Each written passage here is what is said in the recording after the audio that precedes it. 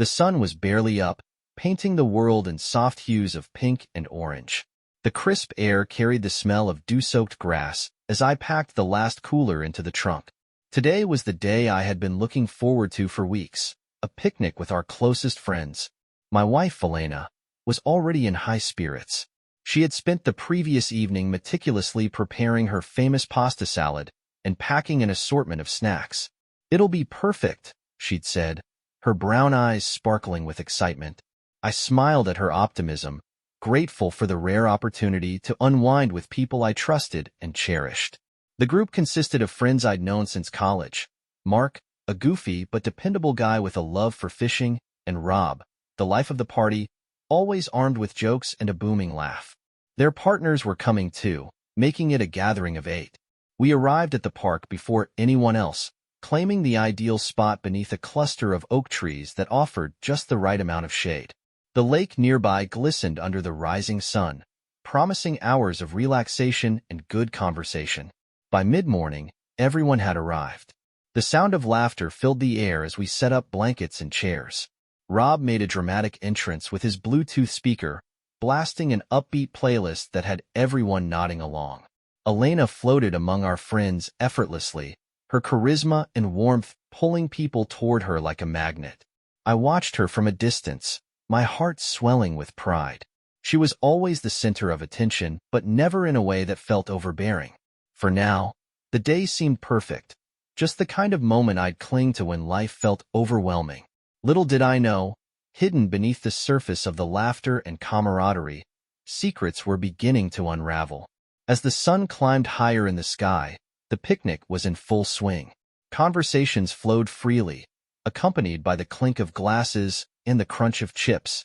I found myself sitting with Mark and Rob, discussing a recent football game, while Elena charmed everyone with her anecdotes.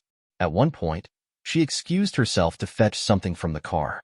Mark quickly offered to help, and they disappeared toward the parking lot. It struck me as slightly odd. Elena rarely needed help for such things, but I dismissed the thought. Mark was just being his usual helpful self. Minutes stretched longer than expected, but soon they returned, laughing about something I couldn't quite catch. When I asked about it, Elena waved her hand dismissively. "Oh, it was nothing. Mark just got confused about which car was ours." Rob nudged Mark playfully. "Careful, man. You might end up driving home with the wrong wife." The group burst into laughter, but I noticed a flicker of something in Elena's expression. Guilt? Maybe? No, I told myself. Don't be ridiculous. The day continued seamlessly. We played frisbee, took turns paddling on the lake, and indulged in more food than was reasonable. At one point, Rob joined Elena by the picnic blanket, helping her rearrange some drinks in the cooler.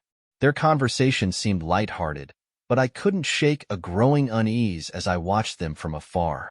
Later, while I was chatting with another friend, I caught Elena exchanging glances with Mark and Rob, quick, fleeting, and easy to miss if I hadn't been paying attention. I felt a chill despite the warmth of the afternoon. Were these just the harmless interactions of people who had known each other for years? Or was there something unspoken passing between them? The sun had reached its zenith, casting a golden hue over the park. Everyone lounged under the shade, the earlier buzz of activity giving way to a lazy afternoon lull. I leaned back in my chair, nursing a cold drink, while Elena sat cross-legged on the blanket a few feet away, chatting with Rob. Their conversation was animated, punctuated by Elena's laughter. She had a way of laughing that was infectious, but something about it now felt different, forced, maybe. As I glanced over, Rob reached out to brush something off her shoulder. A leaf, perhaps. The gesture was casual enough, but it lingered a fraction too long. "Hey man," Mark called out to Rob, breaking the moment. "You gonna grab another beer or what?" Rob chuckled and stood, muttering something about the cooler. Elena watched him walk away before turning her attention back to the group. Mark wandered over to where I was sitting and dropped into the chair beside me. "Great day for this, huh?" he said, taking a long sip of his drink. "Yeah," I replied, distracted. My gaze shifted back to Elena, who was now scrolling through her phone. "You good?" Mark asked, tilting his head. I hesitated. "Yeah, just tired, I guess." Mark nodded. "Same here. It's been a busy week. This is exactly what we all needed, though. I wanted to agree, but a part of me couldn't. Something felt off, even if I couldn't put my finger on it. As the afternoon wore on, I kept noticing subtle exchanges, glances, smiles, and casual touches between Elena and Mark or Rob. It wasn't anything overtly alarming, but it was enough to plant a seed of doubt. I shook my head, trying to banish the intrusive thoughts. They were my friends, after all. Elena loved me. She wouldn't cross a line like that, would she? The warmth of the sun had started to wane, casting long shadows across the park as the group began to wind down. Someone suggested a short hike to a nearby lookout point, and everyone enthusiastically agreed. I packed a few water bottles into my backpack while Elena tied her shoes, chatting with Mark. Rob was helping one of the others gather their things. From the corner of my eye, I caught a brief exchange between Elena and Rob, a small, knowing smile. As we started the trail, Elena fell behind with Mark, while I ended up near the front with Rob. The air was filled with the sounds of crunching gravel underfoot and the occasional bird call. Despite the beauty around us, I couldn't shake the nagging unease that had settled in my chest. "Everything okay?" Rob asked, glancing at me. "Yeah, why?" I replied, a little too quickly. He smirked. "You've just been quiet. Not like you." "Just enjoying the peace," I said, forcing a smile. Behind us, Elena and Mark laughed at something. I turned slightly, catching a glimpse of her leaning closer to him as they talked. Rob's voice cut through my thoughts. "Elena's really been in her element today, huh? She's got everyone wrapped around her finger." I chuckled uneasily. "That's just how she is." We reached the lookout point, a stunning view of the lake and surrounding hills stretching out before us. Everyone gathered around, snapping photos and marveling at the sight. Elena stood next to me, her arm brushing mine as she smiled up at the view. For a moment, I felt foolish for doubting her. This was my wife, the woman I loved, standing beside me as she always had. But as we started the hike back, I caught another lingering glance between her and Rob. The unease returned, heavier this time, like a weight pressing on my chest. The hike back to the picnic spot felt longer than it should have. The air between Elena and me seemed charged with an unspoken tension I couldn't quite articulate.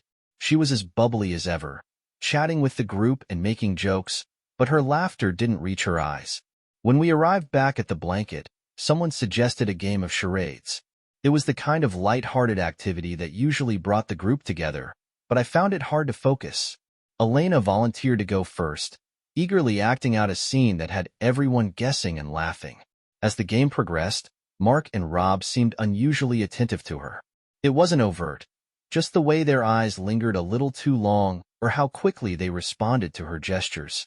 When it was Mark's turn, he made a show of getting Elena to help him act out his word. They stumbled through the performance, laughing and bumping into each other, which drew cheers and jeers from the group. "Great teamwork," someone called out, and Elena shot Mark a smile that lingered a beat too long. I forced a laugh, trying to ignore the way my stomach churned. All right, who's next? The game carried on, but I was no longer present. My mind raced, piecing together every odd interaction, every fleeting glance I'd noticed throughout the day. Was I being paranoid? Was it all just harmless fun? My doubts must have been visible because Rob leaned over and clapped me on the shoulder. "You good, man? You look like you've seen a ghost." "I'm fine," I said, forcing a smile. "Better not let Elena catch you zoning out," he teased. "She'll think you're bored of her charade skills." I chuckled weakly, but his words struck a nerve. Was I imagining things? Or was there something happening right under my nose? The sun dipped lower on the horizon, painting the sky in hues of amber and crimson. The group had begun tidying up, but the mood remained lively as jokes and banter flew back and forth. I busied myself packing the leftover food into coolers, keeping my head down and my thoughts to myself. Elena was across the clearing, standing with Rob and Mark. She laughed at something Rob said, playfully swatting his arm, while Mark stood just a step too close, his hand brushing her lower back. The sight hit me like a gut punch, even though I couldn't pinpoint why. "Hey, want a hand with that?" one of the other friends asked, jolting me out of my trance. "Yeah, thanks," I muttered, handing over a half-empty Tupperware. As I loaded the last cooler into the car, Elena approached, her cheeks flushed and her smile radiant. You okay? You've been quiet. I hesitated, searching her face for answers. Yeah, just a lot on my mind. She tilted her head, her expression softening. You sure? You've been in your own world all day. I'm fine, I said, forcing a smile. Just tired, I guess. She nodded but didn't press further, turning back to the group. I watched her walk away, the lingering doubt twisting into something darker, something I wasn't ready to name. As we all prepared to leave, Rob called out, Hey, Elena, mind giving me a hand with something? She glanced at me briefly before nodding. Sure, what do you need? I waited for her to say something more, for her to check with me, to ask if I needed her help, but she didn't. She followed Rob toward the parked cars, leaving me standing there, the weight of uncertainty pressing down harder than ever. The others had started heading out, their goodbyes lingering in the cooling evening air. I stood by the car, fiddling absent-mindedly with the strap of the picnic bag, my eyes scanning the park. Mark was by the picnic blanket, folding it up with exaggerated care as if trying to delay his departure. Rob and Elena were still by his car, their voices low as they spoke. The sight stirred a storm of questions in my mind. What could they possibly have to talk about that required such privacy? My thoughts were interrupted by Mark's voice. Need any help with that? He asked, gesturing toward the bag in my hands. I shook my head, offering a tight smile. I've got it. Mark hesitated, then leaned casually against the car next to me. Great day, huh? Yeah, I said flatly. He glanced toward Rob and Elena, then back at me. You okay, man? You've been a little off today. I forced a chuckle. Guess I'm just not as good at relaxing as I thought. Mark laughed, clapping me on the shoulder. Well, you'll have plenty of time to unwind later. Don't let us stress you out too much. There was something in his tone, too easy, too smooth, that set my nerves on edge. Before I could reply, Elena returned, her cheeks flushed and her smile bright. All set, she said, her voice chipper. Rob followed a few steps behind, giving me a casual nod before heading back to his own car. As we climbed into ours, I couldn't stop the questions swirling in my mind. Elena hummed softly to herself, seemingly oblivious to my unease. Everything okay with Rob? I asked, trying to sound casual. She glanced at me, her expression unreadable. Oh yeah, he just needed help finding something in the trunk. I nodded, saying nothing more, but the seed of doubt had sprouted into something I could no longer ignore. The drive home was unusually quiet. The once vibrant conversation between Elena and me felt replaced by an invisible wall. She tapped her fingers lightly against her thigh, gazing out the window as the last rays of sunlight painted the horizon. I glanced at her, searching for something, an opening, a clue, or even a hint of unease. She seemed calm, but something about her silence felt practiced, like a carefully constructed facade. Did you enjoy today? I asked, breaking the silence. She turned to me with a smile, her face lit by the warm glow of the dashboard. Of course. It was such a perfect day, wasn't it? I nodded, gripping the steering wheel tighter. Yeah, it was nice. Nice? She teased, nudging my arm. You're underselling it. It's not every day we get to spend time with everyone like that. We should do it more often. Her words were light and genuine, but they only deepened the pit in my stomach. I hesitated, then asked, What were you and Rob talking about back there? She paused, her smile faltering for just a second, a moment so fleeting I could have imagined it. Oh, nothing important. He just needed help organizing something for next weekend. Next weekend? I pressed. She waved her hand dismissively. Yeah, something about a barbecue he's planning. He wants me to bring that pasta salad everyone loves. Her explanation was so casual, so plausible, that it made me feel petty for even asking. But my instincts whispered otherwise. We pulled into the driveway, and Elena immediately hopped out, gathering her things and heading toward the house. I lingered in the car for a moment, staring after her. The doubt was no longer a quiet hum. It was a deafening roar. That night, the house was unusually quiet. Elena showered and went to bed early, her laughter from the day replaced by a serene calm that somehow felt unsettling. I stayed downstairs, nursing a beer and staring blankly at the TV. The scenes played out, but I wasn't watching. I was replaying the events of the day in my mind. Every glance, every touch, every inexplicable moment between Elena and Mark or Rob churned over in my thoughts. Could I have been imagining it? Was I reading too much into perfectly innocent interactions? Or was my gut trying to warn me? When I finally went upstairs, Elena was already asleep, her chest rising and falling in the rhythm of deep slumber. She looked peaceful, angelic even, but I couldn't bring myself to lie beside her. Instead, I sat on the edge of the bed, staring at the floor. The doubts were eating me alive. If there was something going on, I needed to know. The next morning, Elena was back to her usual self, bustling around the kitchen, humming to herself as she made coffee. I sat at the table, nursing my own mug, watching her every move. "You're awfully chipper this morning," I remarked. She turned to me with a bright smile. "Why wouldn't I be? Yesterday was great, and I feel so refreshed." I nodded slowly, swirling my coffee. "Do you think Rob and Mark seemed different yesterday?" She froze for half a second, her back to me as she poured her coffee. "Different? How do you mean?" I don't know. Maybe I'm imagining it." She turned, her smile still in place but her eyes wary. "You're overthinking, honey. It was just a fun day with friends."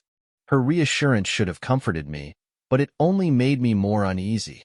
The subtle shift in her tone, just a little too dismissive, made my chest tighten. I decided right then, I couldn't keep sitting in the dark. I needed clarity, no matter how much it hurt. The next few days passed in a haze of doubt and unease. Elena went about her routines as though nothing had changed, but I couldn't shake the feeling that something was lurking beneath the surface. One evening, while Elena was out for a yoga class, I found myself pacing the living room. The weight of my suspicions had become unbearable. I sat down at her desk, hesitating for a long moment before opening her laptop.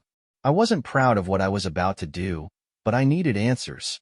Her email inbox was ordinary: bills, work updates, and subscription notifications.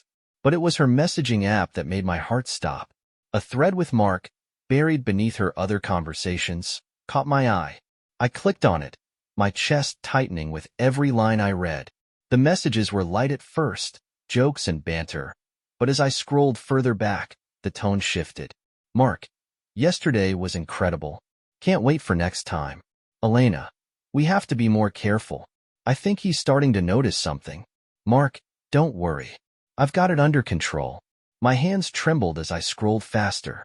The messages painted a picture I couldn't deny.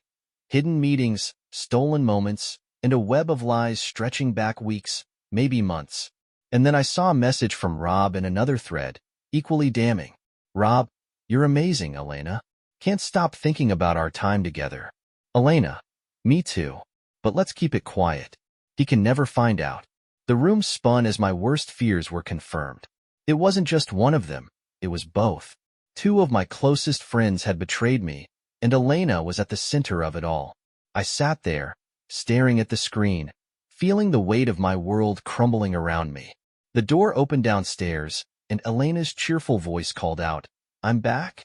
I quickly closed the laptop and stood, my mind racing. I wasn't ready to confront her, not yet. I needed time to figure out what to do, how to handle the storm that was now brewing inside me. But one thing was clear. There was no going back from this. The following day, the weight of my discovery hung heavily in the air. Elena was her usual, vibrant self, chatting about errands she needed to run and asking if I had plans for the evening. I nodded along, giving half-hearted responses, all the while feeling the tension build inside me like a coiled spring. When evening came, I decided it was time. I couldn't keep pretending everything was fine. "Elena," I said, my voice steady but cold as she set the table for dinner. "We need to talk." She paused, the plate hovering in her hand.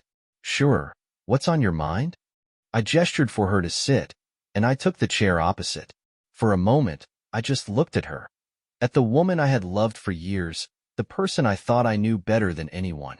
"What's going on between you, Mark and Rob? I asked bluntly. Her face paled, her hand gripping the edge of the table. What are you talking about? Don't, I said, my voice rising slightly. Don't lie to me. I know. I saw the messages. Her eyes widened, a flicker of panic crossing her face before she quickly masked it. You went through my messages? That's what you're upset about? I asked incredulously. Not the fact that you've been cheating on me with two of my closest friends? She opened her mouth, but no words came. Her face crumpled, and tears welled up in her eyes. I'm so sorry, she whispered. Sorry? I laughed bitterly, the sound hollow and unfamiliar. You're sorry? For what, exactly? For betraying me? For sneaking around with not one, but two people I trusted? Or are you just sorry you got caught? Her tears fell freely now, but I felt no sympathy. I stood, pacing the room to keep myself from exploding. Why? I demanded. Why would you do this to me? To us? She sobbed, burying her face in her hands. I don't know. It just happened. I stopped, staring at her in disbelief. It just happened? That's the best you've got? She looked up, her face streaked with tears. I never wanted to hurt you. But you did, I interrupted, my voice cold and cutting. You hurt me in ways I didn't think were possible. And now, I have to decide what to do about it. Elena broke down completely, but I couldn't stay to watch. I turned and walked out of the room, slamming the door behind me. The confrontation with Elena left me emotionally raw, but it also brought clarity. I spent the night pacing the spare bedroom, piecing together how to handle the betrayal. If there was one thing I knew, it was that I couldn't let this slide. By morning, my sadness had hardened into resolve. This wasn't just about my pain. It was about regaining control, about making them all understand the consequences of their actions. Elena tried to speak to me over breakfast, her voice hoarse from crying. Can we please talk? I'll do anything to fix this. I didn't even look at her. There's nothing to talk about. I left before she could respond, driving to my office to put my plan into action. First, I contacted Mark's wife. She was a kind woman, someone I had always respected. I knew she deserved to know the truth. I met her at a nearby cafe, my hands shaking as I laid out what I had discovered. Her face crumpled as she listened, and tears spilled down her cheeks. How could he do this? She whispered. I'm so sorry, I said, guilt washing over me despite knowing I wasn't the one to blame. But you deserve to know. Next, I reached out to Rob's girlfriend. She wasn't part of our usual circle, but we had met a few times. Her reaction was less emotional, more furious. That bastard, she spat. He's going to regret this. By the time I got home, the weight on my chest felt lighter. But I wasn't done. That evening, I told Elena she needed to leave the house. You have a week, I said firmly. I want you out. Her eyes widened. But this is my home too. You gave that up when you betrayed me. I interrupted, my voice cold. I've already started the divorce process. You can work out the details with my lawyer. Her face crumpled, but I had no sympathy left. This was my life, and I was taking it back. Elena spent the next few days oscillating between sorrow and desperation. She would attempt to engage me in tearful conversations, pleading for forgiveness, but I refused to entertain her excuses. My resolve was unshakable. There was no path forward for us. Meanwhile, the fallout of my revelations spread quickly. Mark's wife confronted him, leading to an explosive argument that ended with her packing her bags and taking the kids to her parents' house. Rob's girlfriend wasted no time, dumping him over a scathing text message. I hadn't planned on the domino effect, but seeing the cracks spread through their lives brought me a grim sense of satisfaction. They had sown these seeds with their betrayal. Now they were reaping the harvest. One evening, Mark showed up at my door. I opened it just enough to look him in the eye, my expression as cold as steel. What do you want? I asked. He held up his hands, his face a mixture of shame and desperation. Look, man, I screwed up. I know that. But can we talk? Please. There's nothing to talk about, Mark, I said, my voice like ice. You betrayed me. You're not my friend anymore. He swallowed hard, nodding. I get that. I do. But I can't lose everything. Please, can't we figure something out? I narrowed my eyes. You lost everything because of your choices. I didn't force you to do anything. Now get off my porch before I call the cops. I shut the door in his face, leaning against it as a wave of anger and bitterness coursed through me. Later that night, Elena came to me with a new plea. Please, she said, her voice trembling. We can go to counseling, rebuild what we've lost.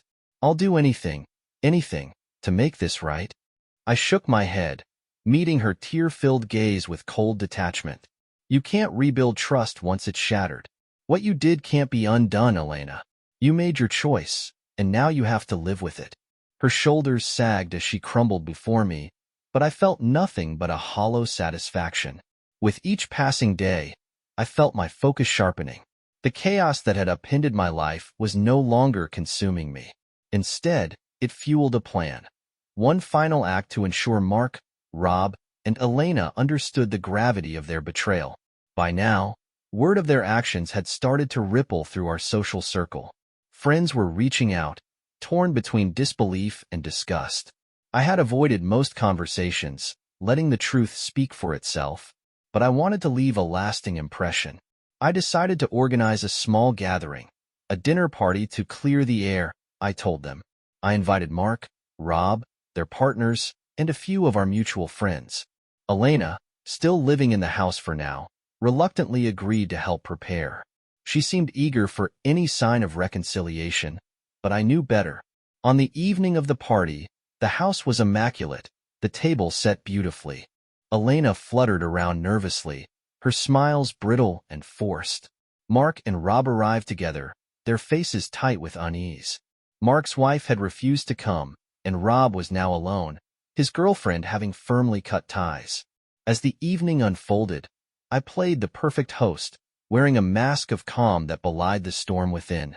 The air was thick with tension, but no one dared bring up the elephant in the room. When dinner was finished, I stood and tapped my glass, commanding the room's attention. I want to thank you all for coming tonight, I began, my tone steady and deliberate. This gathering isn't just about reconnecting. It's about truth. I turned to Elena, Mark, and Rob, my gaze sharp and unrelenting. You've all hidden behind lies for too long, and it's time to bring everything into the light. The room fell silent as I pulled out printed copies of the damning messages, evidence of their betrayal. I laid them on the table, letting the silence stretch as everyone processed what they were seeing. Mark and Rob's faces turned ashen, while Elena's hands flew to her mouth. The rest of the group sat frozen, their eyes darting between the three of them and me. This, I said, pointing to the messages, is what I've been living with. And now, you all know the truth. Mark stammered, Come on, man. This isn't the place. No, I cut him off, my voice like a whip. This is exactly the place. You betrayed me, in ways I never imagined possible. And now everyone knows who you really are. The room erupted into chaos, accusations flying and faces burning with shame. I stepped back, letting the storm play out. This wasn't just my revenge. It was their reckoning. After the dinner party imploded, the fallout was swift and brutal. Mark stormed out, his shame barely masked by his anger, while Rob slinked away without a word. Elena retreated upstairs, her sobs echoing through the house. Our friends stayed behind only briefly, offering me a mixture of sympathy and stunned silence before leaving. Once the house was empty, I sat at the dining table, staring at the remnants of the evening. The scattered plates and crumpled napkins seemed like a perfect metaphor for the wreckage of my life. But for the first time in weeks, I felt an odd sense of closure. The next morning, Elena packed her bags. She didn't say much. What could she say? The person she had betrayed most was now a stranger to her. I watched her walk out the door, her tear-streaked face the last image of her I'd see in our home. Mark's wife filed for divorce within days, taking their children and moving to another city to be closer to her family. Rob, once the life of every gathering, found himself ostracized, a pariah among those who once called him a friend. And me? I started rebuilding. I sold the house, a place that now carried too many painful memories, and moved to a new city, a fresh start far away from the echoes of betrayal. I threw myself into work, therapy, and reconnecting with people who truly cared for me. One evening, months later, I found myself at a quiet cafe, sipping coffee as the sun set. A woman at a nearby table caught my eye. Her warm smile and genuine laugh were like a beacon in the fading light. We exchanged a few words, which turned into a long conversation, and by the end of the evening, I felt something I hadn't in a long time: hope. The scars of what happened will always remain, but they don't define me. Betrayal may have shattered the life I knew, but it also cleared the way for something new, something stronger. As I looked out at the horizon, I realized the future wasn't something to fear. It was something to embrace.